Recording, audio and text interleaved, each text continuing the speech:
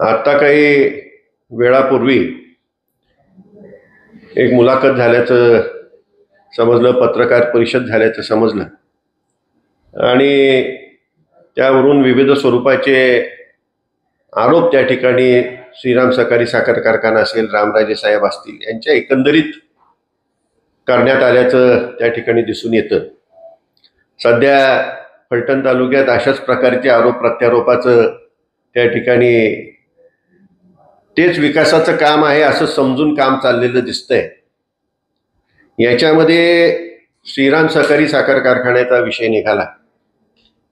आपल्या सर्वांच्या माहिती करता सांगतो की श्रीराम सहकारी साखर कारखाना हा 1957 मध्ये स्थापन करण्यात आला आणि त्यावेळेला स्वर्गीय श्रीमंत मालोजीराजे साहेब असतील, स्वर्गीय श्रीमंत शिवाजीराजे असतील आणि त्यांना सहकार्य त्या काळामध्ये अनेक अगदी स्वर्गीय हनुमंतरावजी पवार साहेब यांचे वडीलही निश्चितपणाने त्यांच्याबरोबर होते. दाती कुटुंबियांपैकी दाते होते, कणसे कुटुंबीय होते. असे अनेक त्यांना जे सहकार्य त्यावेळेला शेष गोळा करण्यामध्ये त्या ठिकाणी होते आणि त्यानंतर तो कारखाना चालू झाला आणि अत्यंत उत्तमपैकी हा महाराष्ट्रातला कारखाना श्रीमंत शिवाजीराजे साहेब यांच्या नेतृत्वाखाली चाललेला आपल्याला दिसून येतो. नंतरच्या काळात काय काय घडलं त्यामध्ये मी जाऊ इच्छित नाही, परंतु याच्यामध्ये एक मात्र निश्चित मी आपल्याला सांगू इच्छितो की श्रीराम सहकारी साखर कारखान्यामध्ये स्वर्गीय श्रीमंत दादाराजे हे 72 साली आले. कारखान्याची निर्मिती झाली त्यावेळेला ते फलटण तालुक्यामध्ये आलेलेच नव्हते. मला त्याबद्दल काहीच म्हणायचं नाही. त्यांनी सुद्धा हा कारखाना चांगला चालावा अशा दृष्टिकोनातून त्यांचे सुद्धा प्रयत्न होते, याविषयी काही शंका नाही. परंतु या कारखान्यामध्ये अडचणी आल्यानंतर, कारखाना बंद पडल्यानंतर तो कारखाना हा आपण चालवलाच पाहिजे या भूमिकेमधून तालुक्याचं नेतृत्व करत असताना तालुक्यातल्या संस्था ह्या चांगल्यापैकी चालल्या पाहिजे, ज्यांच्याकरता संस्था आहेत त्यांचा त्यातून फायदा झाला पाहिजे या उद्देशानेच श्रीमंत रामराजे साहेबांच्या नेतृत्वाच्या माध्यमातून हा कारखाना पुन्हा सुरू करण्याचा निर्णय घेण्यात आला. आणि अगदी मी अनेकदा बोललोय, आत्ताही सांगतो की त्यावेळेला आम्हाला असं सांगण्यात आलं होतं की आता हा कारखाना तुम्ही घेतलाय, परंतु हा चालवणं अत्यंत कठीण आहे. कारखाना एका बाजूला गाळप क्षमता 2500ची कागदावर आहे, प्रत्यक्षात तो 1700-1800 सुद्धा गाळत नाही. आणि हा कारखाना एकंदरीत असलेली देणी विचारात करता हा बाहेर येणं अत्यंत अडचणीचं आहे. हा अवसायनात काढा आणि त्यानंतर घेऊन मग पुन्हा हा कसा चालवायचा त्याचा विचार करा. अशा प्रकारचे अनेकांनी सल्ले दिले, काही चांगल्या मोठ्या नेत्यांनी असेच सल्ले दिले. परंतु आजोबांनी काढलेला कारखाना, शिवाजीराजांनी काढलेला कारखाना आपण अवसायनात काढायचा हे काही रामरायांच्या मनाला पटलं नाही आणि त्यातून हा कारखाना कसा चालवायचा हा दृष्टिकोन हे मनाशी ठरवून त्या ठिकाणी जवाहर सहकारी साखर कारखान्याबरोबर हा चालवण्याचा निर्णय झाला. त्याच्यापूर्वी सुद्धा अनेक जण हा कारखाना चालवण्याच्या दृष्टिकोनातून येऊन गेले होते, परंतु प्राप्त परिस्थिती असणारी मशिनरी, डिस्टिलरीची तर परिस्थिती एवढी गंभीर होती की डिस्टिलरीमध्ये एखाद्या जिन्यावर चढायचा प्रयत्न केला तर तो जिना खाली येतोय का काय, पाय खाली जातोय का काय, एवढी वाईट त्या ठिकाणी परिस्थिती होती आणि ह्यातून आपल्याला मार्ग काढायचा होता. मला वाटतं मुंबईमध्ये कुठंतरी माननीय प्रकाशरावजी आवाडे साहेब आणि रामराजे साहेब यांची भेट झाली आणि सहज बोलता बोलता हा विषय निघाला आणि त्यानंतर आदरणीय पवार साहेबांच्या पुढे हा विषय गेला, आदरणीय कल्लाप्पा अण्णा आवाडे यांच्या समोर हा विषय गेला आणि हा कारखाना पार्टनरशिप पद्धतीने चालवण्याचा निर्णय झाला. सहकारातली मला वाटतं ही पहिली पार्टनरशिप आणि त्यातून जवाहरने हा कारखाना चालवण्याचा निर्णय घेतल्यानंतर त्या ठिकाणी त्यांनी काही इन्व्हेस्टमेंट चालू केली. जे काही 1800 होतं आमच्या काळामध्ये आम्ही थोडंफार त्यामध्ये जे आता मुलाखतीमध्ये सांगण्यात आलं की त्या ठिकाणी ठेवी गोळ्या केल्या होत्या, ठेवी गोळ्या केल्याच होत्या. आम्ही स्वतः संचालकांनी सुद्धा त्या ठिकाणी पैसे मोठ्या प्रमाणात टाकले होते, परंतु श्रीमंत शिवरूपरायांनी ह्या ठेवींमध्ये किती भर घातली हे त्यांनाच विचारा. ते सुद्धा ह्या सर्व प्रक्रियेमध्ये होते, परंतु त्यांनी ठेवी लोकांनी आम्हाला दिल्या, ज्या वेळेला दिल्या, सर्वसामान्यांनी दिल्या. अगदी स्पष्ट सांगायचं तर आपल्या जवळच्या असंख्य कार्यकर्त्यांनी त्या ठिकाणी आपल्याला ठेवी दिल्या. सुदैवाने आम्ही त्यांना त्या ठेवी परत सुद्धा करू शकलो. परंतु आज जे बोलतात त्यांनी किती ठेव त्या ठिकाणी दिली? 1 रुपयाची सुद्धा त्यांनी ठेव त्या कारखान्याला त्या ठिकाणी सहकार्य करण्याच्या दृष्टीने त्या ठिकाणी काही केलेलं नाही. फक्त आता बरोबर असताना काही नाही आणि आता त्यांना त्यातले दोष दिसायला सुरुवात झाली. हा कारखाना जवारनी घेतल्यानंतर त्या ठिकाणी 2,500च्या पुढं आपण त्या ठिकाणी गाळप क्षमता केली. त्याच्यानंतर काही कालामध्येच आपण जवळपास 4,000च्या आसपास त्याची गाळप क्षमता केली आणि आज जवळपास 5,000च्या आसपास त्याची गाळप क्षमता झालेली आहे. आणि त्याकरता तो झालेला खर्च आहे तो आत्ताच्या घटकेला 83 कोटी खर्च हा श्रीराम जवारनी केलेला आहे. आता ही इन्व्हेस्टमेंट करत असताना त्यांनी हा जावई शोध कुठून लावलाय की त्या ठिकाणी जुनी मशिनरी टाकण्यात आली आहे मला माहीत नाही. परंतु ज्या वेळेला आपण एका कारखान्याची गाळप क्षमता वाढवत असतो त्या ठिकाणी विविध मशिनरी वाढवावी लागते. बॉयलर काही ठिकाणी काही जुने असलेले आपल्याला अपग्रेड करावे लागतात. त्या ठिकाणी टर्बाईन्स असतील त्या अपग्रेड कराव्या लागतात.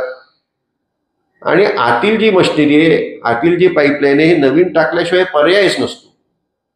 त्या ठिकाणी फक्त आपण मिल जो एक लोखंडी सांगाड आहे त्याचाच विचार आपण चांगल्या प्रकारची मिल नॅशनल हेवी आता कंपनी बंद झाली पण त्यांच्या मिल्स आजही सर्वात उत्तम मिल म्हणून ओळखल्या जातात त्या घेता येऊ शकतात.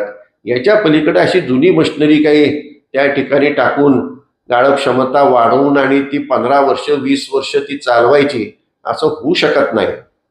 आणि त्याला जो लागणारा खर्च आहे 83 कोटी जो खर्च आहे, माझं आव्हान आहे या 83 कोटी खर्च आहे हा 5,000 क्षमतेचा आहे. अजून साधारण त्याच्यामध्ये एक 25 ते 30 कोटी घातले तर हा कारखाना 10,000 टनाचा होणार. म्हणजे साधारण 125 ते 130 मध्ये कुणीही कारखाना कुठलाही कारखाना 10,000 टनापर्यंत घेऊन दाखवा हे केवळ अशक्य आहे. पण जवारची त्या ठिकाणी असणारी हातोटी आणि एकंदरीत श्रीराम जवारचं एकमेकावर असणाऱ्या विश्वासामुळे सभासदांच्या सहकार्यामुळे हे शक्य झालेलं आहे. आणि केवळ 125 कोटी ते 130 कोटीमध्ये त्या ठिकाणी 10,000 टनाचा कारखाना आणि त्याच्याशिवाय थोडा अधिक खर्च डिस्टिलरीवरती करून ती सुद्धा 90,000 ची डिस्टिलरी त्या ठिकाणी आपल्याला करता येणार. त्यामुळे हे जे आरोप करतात हे त्यांना काही माहीत नसतं आणि त्यामुळे त्यांचे ते आरोप असावेत असं मला वाटतं. मला त्याच्याकडे फार लक्ष द्यावं असं काही वाटत नाही. आणि म्हणूनच कारखाना अत्यंत योग्य रीतीने पुढे चाललाय. सभासदांना त्या ठिकाणी योग्य त्या ठिकाणी पैसे मिळत आहेत. कामगारांचा वेळच्या वेळेला पगार होतोय. मागच्या सीझनला 3100 रुपये दिला. जवळपास सर्व पेमेंट सभासदांच्या खात्यावर जमा झाले. एक पेमेंट राहिले ते सुद्धा मार्चच्या आत ते जमा होत आहे. आणि ह्याच्या आधीची परिस्थिती आम्ही 18 कोटी कामगारांचे दिले, थकीत देणी दिलेली, प्रॉव्हिडंट फंड भरलेला. एवढ्या अडचणीतून बाहेर काढलं आणि ज्या उद्देशाने हा कारखाना मालोजी राजांनी शिवाजी काढला होता त्याचा उद्देश एकच होता की त्या ठिकाणी सभासदांच्या उसाला योग्य भाव मिळाला पाहिजे, कामगारांना पगार मिळाला पाहिजे. तोच उद्देश घेऊन आम्ही पुढे चाललेलो आहे. आणि एखादी गोष्ट जर चांगली करायची असेल तर त्या ठिकाणी जे ज्या तज्ज्ञ आहेत त्यांना बरोबर घेऊन केली तर काय चुकीचं आहे. कारण शेवटी आपण सभासद आणि त्याचं हित हे डोळ्यासमोर ठेवून आपण काम करत असतो. ह्याच्यामध्ये कोण चालवतोय कोण चालवत नाही. कारण श्रीरामची त्या ठिकाणी आजही संचालक मंडळ आहे, चेअरमन आहे आणि आम्ही एकत्रितपणे तो कारखाना चालवतो हे लक्षात घेण्याची आवश्यकता आहे. आणि याची मला वाटतं कल्पना शिवरूपराजांना आहे. कारण अनेक मीटिंगमध्ये स्वतः स्वर्गीय श्रीमंत दादाराजे सुद्धा जवारच्या अनेक मीटिंगमध्ये हजर होते की त्यांना एखाद्या वेळेला त्याची कल्पना नसेल. आणि सर्व ठरवूनच त्या ठिकाणी ही संस्था मोठी व्हावी, वाढावी आणि त्यातून ऊस उत्पादकांचा त्या ठिकाणी फायदा व्हावा हाच दृष्टिकोन होता. आणि मी फक्त एकच एवढंच म्हणेन की सहकारी तत्वावर चालणारा हा फलटण तालुक्यातला एकमेव कारखाना आहे आणि काही झाले तरी तो सहकारीच राहणार, सभासदांचाच राहणार आणि सभासदांसाठी, ऊस उत्पादकांसाठीच हा काम करत राहणार. याच्याशिवाय दुसरा कुठलाही उद्देश हा कारखान्याचा निदान आम्ही तिथं असेपर्यंत तरी 100% नसेल, एवढं खात्रीपूर्वक आपण सर्वांना सांगतो.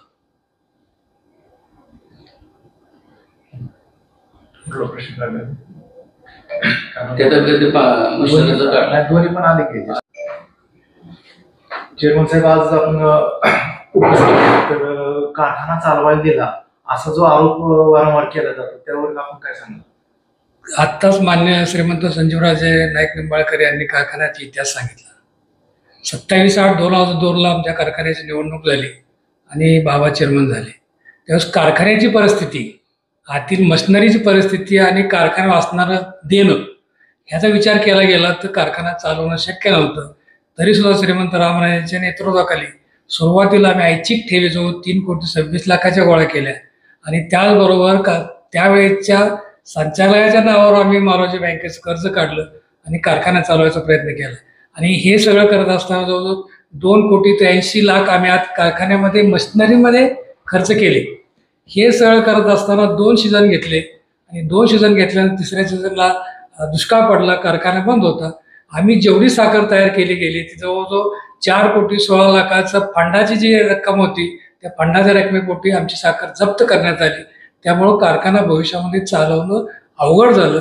जे लोन होतं, आधी राज्य बँकेचं लोन असेल, काही बँकांची लोन होती, काही कारखान्याची लोन होती, ते आमची इतकी मागं लागली होती की नोटीसवर नोटीस येत होत्या आणि ते फेडायचे कारखान्यामध्ये काय इन्व्हेस्टमेंट करायची ह्या मोठ्या अडचणी होत्या. ज्यावेळेस कारखाना आपण चालवतो त्यावेळेस कारखान्यामध्ये आतील खर्च आणि वाहतुकीचा खर्च जे असतात लोकांचा आणि त्याचप्रमाणे कामगाराचे पगार ह्या सगळ्या गोष्टी करणं शक्य नव्हतं. म्हणून श्रीमंत रामराजे असतील, बाबा असतील यांच्या माध्यमातून सगळ्यांनी विचार करून कारखाना चालवायला दिल्याशिवाय पर्याय नाही असा निर्णय पुढे आला आणि त्या पद्धतीने निर्णय होऊन माननीय श्री आवडे साहेबांच्याकडे हा कारखाना भागीदारी तत्वावर चालवायला देण्यात आलेला आहे. हा महाराष्ट्रामधील पहिला प्रयोग आहे आणि हा प्रयोग संपूर्ण महाराष्ट्रात आता राबवला जातो. हे सगळं होत असताना कारखान्यावर असणारे जे कर्ज आहे ते कर्ज तर आपल्याला फेडायला पाहिजे होतं, कारण कारखाना चालवायला तिला भाडं आलं. भाड्यापोटी आपण कामगाराचे, आता बाबांनी सांगितल्याप्रमाणे 18 कोटी पूर्वीचे देणे होते. टोटल आपण पहिल्या 15 वर्षामध्ये जवळजवळ कामगाराचे 45 कोटी रुपये आपण देण्यात आले. त्यामध्ये आपण फक्त साधारण 52 कोटीचं आपल्याला भाडे मिळालं आणि इतर देणी इतकी होती. दुसरं एक आपल्याला बऱ्याच वेळा आरोप केला जातो की जमीन विकली, कारण जमीन ही महाराज साहेबांच्या माध्यमातून मिळाली होती कारखान्याला. विकायचं कारण असं होतं की विकल्याशिवाय आपल्याला पर्याय नव्हता, कारण राज्य बँकेचं फार मोठं कर्ज होतं आणि त्या कर्जापोटी आपल्याला जमीन विकली. जमीन विकताना कोणाला असा काय फार मोठा आनंद झाला असं नाही. जमीन विकून आपण एक कर्ज नील केलं, हे फार महत्वाचं आहे. आणि आत्ता ज्यावेळेस दुसरा करार करण्यात येतोय, पहिला करार अस्तित्वात आज होता, व्यवस्थित पूर्ण झाला, कुठलीही अडचण नाही. शेतकऱ्यांचं ऊसाचं पेमेंट वेळेवर झालं, कामगाराचे पगार वेळेवर झाले. त्या पद्धतीने आज जी इन्व्हेस्टमेंट गरजेची होती ती जवाहरवाल्यांनी व्यवस्थित केली. पहिले 15 वर्ष कारखाना व्यवस्थित चालला. दुसऱ्या वेळेस जेव्हा दुसरा करार करण्याची आपल्याला वेळ आली त्यावेळेस एक तर कारखाना कर्जमुक्त झालेला होता. अगदी शासनाची किरकोळ बिनव्याजी काय रक्कम थोडीशी होती तेवढीच देणं राहिलेलं होतं. पण भविष्यामध्ये स्पर्धेमध्ये टिकायचं असेल तर आपल्याला कारखान्याचं एक्सपान्शन करणं गरजेचं होतं. एक्सपान्शन बरोबर शेतकऱ्यांना ऊसाचं पेमेंट स्पर्धेमध्ये देणं गरजेचं होतं. कामगाराचे पगार वेळेवर देणं गरजेचं होतं. ह्या सगळ्या गोष्टीचा विचार करून आपला दुसरा करार करण्यात आला आणि दुसरा करार करून आज जवळजवळ आता सकाळी त्यांनी सांगितले की 100 कोटी काहीतरी देणं लागतंय. हे एकदम चुकीचं आहे, कारण आतापर्यंत आता बाबांनी सांगितल्याप्रमाणे 83 कोटीची इन्व्हेस्टमेंट म्हणजे आज त्यांनी मशिनरीसाठी खर्च केलेले, ते काय कर्ज वगैरे नाही, हे जवाहरवाल्यांनी मशिनरीसाठी खर्च केलेले आणि हे आता 83 कोटी केलेले आहेत. आपण साधारण 10,000चा पूर्ण करण्यासाठी फक्त ऊस क्रशिंगची जी मेकॅनिकलचा विभाग आहे तेवढा फक्त करण्याचा राहिला. आतल्या संपूर्ण मशिनरी 10,000 कॅपॅसिटीच्या बसवून झालेल्या आहेत. आपण पॅरलल क्रशिंग जर टाकलं तर साधारण ते 25-30 कोटीमध्ये आणखीन जाईल आणि ते मशीन आपण यावेळेस टाकतोय. त्यामुळे साधारण 125 ते 130 कोटीच्या आसपास हा कारखाना 10,000 क्रशिंग कॅपॅसिटीचा आपण यावर्षी करतोय. फक्त जो आरोप करतात की 100 कोटी देणं आहे, हे देणं वगैरे काही नाही. हे आज केलेली इन्व्हेस्टमेंट आहे आणि आम्ही असा कॅश फ्लो तयार केलेला आहे. पुढच्या साधारण 15 वर्षाचा त्यातले 3 वर्ष ते गेली. ह्या कॅश फ्लोमध्ये असं आहे की ज्या वेळेस आपण 15 वर्ष पूर्ण होतील त्यावेळेस 90 KLPDची डिस्टिलरी आणि 10,000 कपॅसिटीचा कारखाना 15 वर्षानंतर त्यांना एकही पैसा न द्यावं लागणार नाही. अशा परिस्थितीमध्ये दोन्ही कारखाना आणि डिस्टिलरी आपल्याला इथून पुढच्या काळामध्ये चालवायला मिळणार आहे की जेणेकरून आता जी इन्व्हेस्टमेंट केलेली आहे ती टोटल नील होणार आहे. असं कोणी गैरसमज करून घेऊ नये की आता जी इन्व्हेस्टमेंट करतात ती श्रीरामला परत द्यावी लागणार आहे, हे असा गैरसमज करून घेऊ नका. 15 वर्षाचा करार पूर्ण झाल्यानंतर ही दोन्ही कारखाना अधिक डिस्टिलरी आपल्याला व्यवस्थित पुढच्या भविष्यामध्ये चालवण्यासाठी मिळणार आहे. श्रीरामला आता जे आहे कर्जमुक्त आहे का कर्ज आहे? श्रीरामला आत्ताच कुठलंही व्याजाचा एकही पैसा कर्ज नाही. त्यांचा जो आरोप आहे 100 कोटी ते फक्त इन्व्हेस्टमेंट आहे, कर्ज नाही, अजिबात कर्ज नाही. ज्यावेळेला आपण मशिनरी नवीन टाकतोय त्यावेळेला त्या ठिकाणी आपल्याला इन्व्हेस्टमेंट केल्याखेरीज मशिनरी कशी येणार, त्यामुळे ते मशिनरीसाठी केलेला खर्च आहे. आणि त्यावेळेला आणि ज्या वेळेला 15 वर्षांनी ज्यावेळेला कॅश फ्लो प्रमाणे चेअरमन साहेब म्हणाले त्याप्रमाणे कुठलाही रुपया न देता हा कारखाना पुन्हा एकटा श्रीरामचाच असणार आहे. त्याच्यामध्ये घसाऱ्याचा सुद्धा त्या ठिकाणी विचार करून त्यांनी जी घातलेली मशिनरी त्याचा घसारा जाऊन त्याची जी किंमत होईल ती किंमत त्या ठिकाणी लक्षात घेतली. म्हणजे असं नाही आहे की आज 1 रुपयाची टाकली तर रुपयाचीच परत द्यायची आहे, घसारा काढून त्यावेळेला ती मशिनरीची किंमत त्यांना द्यायची आहे. हा असा विषय कर्जाचा अजिबात नाही. त्या ठिकाणी ते गैरसमज करून द्यायचा प्रयत्न आहे. इन्व्हेस्टमेंट जर केली नाही तर तुमचा त्या ठिकाणी क्रशिंग कसं वाढणार, इन्व्हेस्टमेंट केली तरच क्रशिंग वाढू शकतं आणि त्यानुसारच त्या ठिकाणी हा घेतलेला निर्णय आहे. आणि केवळ श्रीरामला स्वतःचे पैसे उभे करता येत नव्हते, परंतु श्रीराम जवाहरला पैसे उभे करता येतात हे लक्षात घेऊन त्या ठिकाणी अशा प्रकारचा निर्णय आपण जनरल बॉडीमध्ये मंजूर करून आपण पुढे गेलेलो. असं नाही की संचालक मंडळाने हा निर्णय घेतलाय, सर्व सभासदांनी सुद्धा हा निर्णय मान्य केला आहे आणि मान्य केल्यानंतरच आपण पुढे गेलेलो आहोत. आणि त्यामुळं आज काय दिसतं चित्र, शेतकऱ्यांना जो काही ऊस उत्पादक आहे त्याला स्पर्धात्मक दर मिळतोय, कामगारांचे पगार वेळेवर होत आहेत, बोनस वेळेवर होतोय, त्या ठिकाणी तोडणी वाहतुकीची यंत्रणा आहे तिचे पैसे वेळेवर मिळत आहेत आणि एक चांगल्या प्रकारचं युनिट त्या ठिकाणी तयार होताना आपल्याला दिसून येत आहे. विरोधकांनी आरोप केलेला आहे की श्रीराममध्ये जुनी मशिनरी बसवली, तर त्याची काही तपासणी होती का, म्हणजे त्याची क्षमतेची, त्या मशिनरीची क्षमतेची? अगदी स्पष्ट सांगायचं झालं तर गेला संपूर्ण सीझन मध्येच त्याची टेस्ट झाली असं समजा. कारण संपूर्ण सीझन मध्ये आपण जवळपास 5,000 गाळप करू शकतो असं आपण सिद्ध केलेलं आहे. आणि तुम्ही संपूर्ण सीझनचं जर त्या ठिकाणी रेकॉर्ड पाहिलं तर कारखाना अत्यंत स्मूथली संपूर्ण सीझनभर चाललाय. कुठंही एखाद्या ठिकाणी तुम्ही ज्या वेळेला गाळप क्षमता वाढवता अनेक अडचणी येत असतात, कुठल्याही प्रकारची अडचण न येता संपूर्ण सीझन अत्यंत स्मूथली चाललेलं आपल्याला दिसून येतं. यावरच आपण लक्षात घेण्याची आवश्यकता आहे की मशिनरी योग्यच आहे आणि योग्य मशिनरी योग्य किमतीमध्ये घेतलेली मशिनरी, कुठेही काही जादा भाव वगैरे लावण्याचा प्रयत्नच झालेला नाही आणि कमीत कमी खर्चामध्ये एवढी मोठी गाळप क्षमता त्या ठिकाणी निर्माण झालेली आपल्याला दिसून येते. आता त्या ठिकाणी आता चेअरमन साहेबांनी सांगितलं पॅरेलल मिल टँडम टाकले की 10,000 टनापर्यंत हा कारखाना जाऊ शकतो. म्हणजे केवळ आता 25-30 कोटीमध्ये हा 10,000 टनापर्यंत जाऊ शकतो. एवढ्या कमी खर्चामध्ये 10,000 टनाचा कारखाना त्या ठिकाणी निर्माण करणं अत्यंत कठीण निश्चितपणाने आहे. आणि म्हणूनच मी म्हटलं माझं आव्हान आहे की एवढ्या कमीत कमी खर्चामध्ये पुणे 10,000 टनाचा कारखाना करून टाका. आमदार सचिन पाटील आणि शिवरामराजे खर्डेकर यांनी आरोप केला की आता जे राष्ट्रवादी काँग्रेस आणि रामराजे साहेबांचा काही संबंध आहे, याच्याबद्दल म्हणजे नेमकं आपल्याला काय वाटतं? ज्यावेळेला राष्ट्रवादी काँग्रेस एक संघ होती त्याच्या स्थापनेपासून रामराजे साहेब राष्ट्रवादी काँग्रेस पक्षामध्ये आहेत आणि राष्ट्रवादी काँग्रेस पक्षाचं काम करत आहेत. किंबहुना सातारा जिल्ह्यामध्ये राष्ट्रवादी काँग्रेस वाढवण्याच्या दृष्टिकोनातून, राष्ट्रवादी काँग्रेस बळकट करण्याच्या दृष्टिकोनातून रामराजांचं फार मोठं योगदान आहे. आणि आपल्यालाही सर्वांना माहिती की गेल्या आता निवडणुका स्थानिक स्वराज्य संस्थेच्या झालेल्याच नाहीत, परंतु राष्ट्रवादी काँग्रेस पक्षाची स्थापना झाल्यापासून ज्या ज्या निवडणुका झाल्या त्या सर्व निवडणुकांमध्ये जिल्हा परिषद असेल, नगरपालिका असतील, पंचायत समिती असेल, सातारा जिल्ह्यामध्ये राष्ट्रवादी काँग्रेस पक्षाचंच वर्चस्व आपल्याला पाहायला मिळतं आणि राष्ट्रवादी काँग्रेस पक्षाच्या माध्यमातून अत्यंत चांगल्या प्रकारची कामं सुद्धा झाल्याचं आपल्याला पाहायला मिळतं. दुर्दैवाने राष्ट्रवादी काँग्रेसचे 2 शकलं झाली आणि त्याच्यानंतर हा जो वाद निर्माण होतोय किंवा कोण कुठल्या राष्ट्रवादीत आहे, कोण कुठल्या नाही, त्याहीपेक्षा अत्यंत दुर्दैव आहे.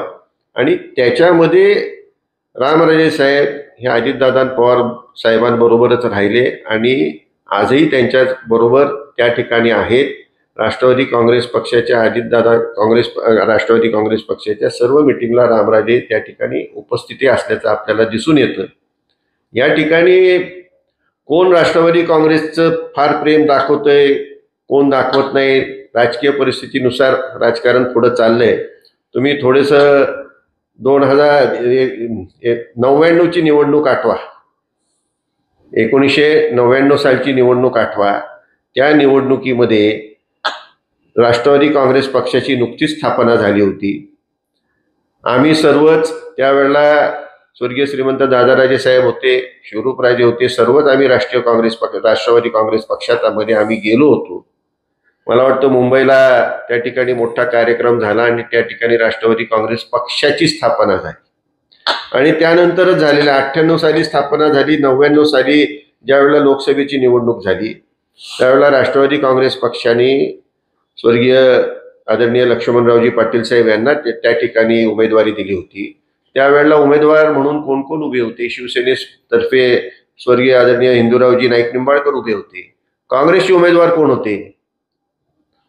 काँग्रेसचे उमेदवार श्रीमंत स्वर्गीय दादाराजे होते. 98 साली ते राष्ट्रवादी काँग्रेसमध्ये, 99 साली राष्ट्रीय काँग्रेसचे उमेदवार, हे चित्र त्यावेळेला आपल्याला पाहायला मिळतं.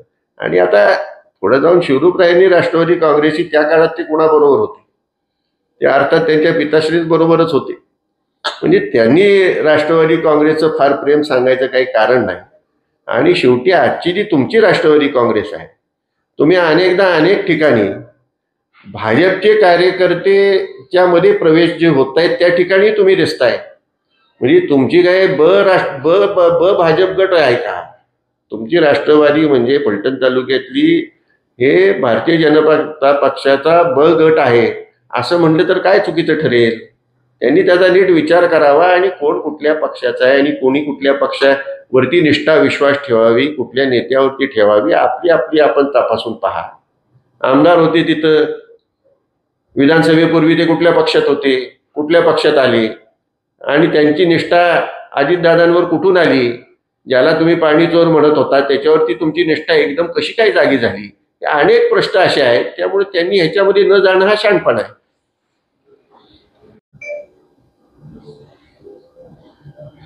काळेश्वर जिनिंग कापसाच्या पिकावर रोग आल्यामुळे बंद झाले असं शिवरूपराजांचं म्हणणं आहे, तर त्यावर आपलं काय म्हणणं? कापसाच्या पिकांवरती रोग आला किंवा कापूस कमी झाला त्यामुळे फलटण तालुक्यातल्या अनेक ज्या जिनिंग्स होत्या त्या बंद कराव्या लागल्या. परंतु आता कापसाचं पीक पुन्हा वाढायला लागले आणि अशा परिस्थितीत ह्या जिनिंग काय परत चालू होऊ शकतील असं मला काही वाटत नाही. त्यामुळे त्यांनी तिथं नेमकं काय केलंय मला काही माहीत नाही. परंतु त्या ठिकाणी त्याच्या जमिनी विकल्याचं वगैरे ऐकिवात आहे. आता शासन त्यांचं आहे, त्यांनीच नीट माहिती काढावी आणि द्यावी की आता त्याची परिस्थिती काय आहे. कारण आता कापूस वाढायला लागला, पण कापूस वाढायला लागत असताना त्या ठिकाणी कुठलीही जिनिंग त्या ठिकाणी काम करू शकेल असं मला काही वाटत नाही. आणि रामराजे काय बोलले मला ह्या ठिकाणी सांगताना ही वस्तुस्थिती आहे की अनेक उद्योग त्या ठिकाणी चालू केले. आज काहींचे चालले नाहीत. ह्याच्यामध्ये काही असं काही व्यक्तिगत कोणावरती जायचा विषय नाही. मला वाटतं त्यांचा रोख असा असावा की आता जी काय परिस्थिती जिनिंगची ती त्यांनी स्पष्टपणे त्या ठिकाणी सांगावं. जिनिंगची मूळ जमीन किती होती, आत्ता किती आहे, त्याचं काय केलं हे त्यांनी सांगावं. ते दूध संघाबद्दल बोलले, त्यांना माहीत नसेल की दूध संघ आत्ताही जिवंत आहे, दूध संघ आत्ताही चालू आहे. आणि हा दूध संघ केवळ जिवंत ठेवायचा म्हणून जिवंत ठेवलेला आहे. त्याला आम्ही सहकार्य करतो म्हणून तो आज अस्तित्वात आहे.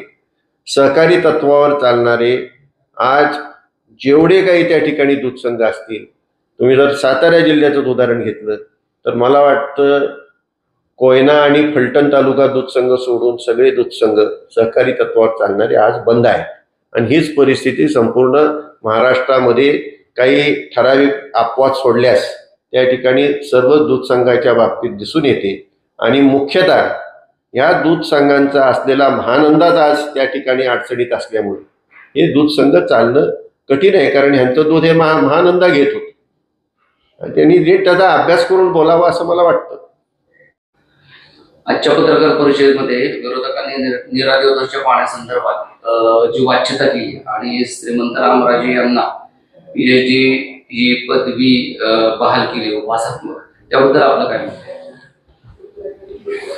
उपासात्मक त्यांनी PhDची डिग्री रामराजांना जर बहाल केली असेल तर माझं स्पष्ट म्हणणं आहे की कृष्णा खोऱ्याच्या स्थापनेपासून कृष्णा खोऱ्याच्या पाणी प्रश्नाबाबत संपूर्णपणे अत्यंत बारकाईचा अभ्यास असणारी अशी जर कुठली व्यक्ती असते तर ते श्रीमंत रामराजे.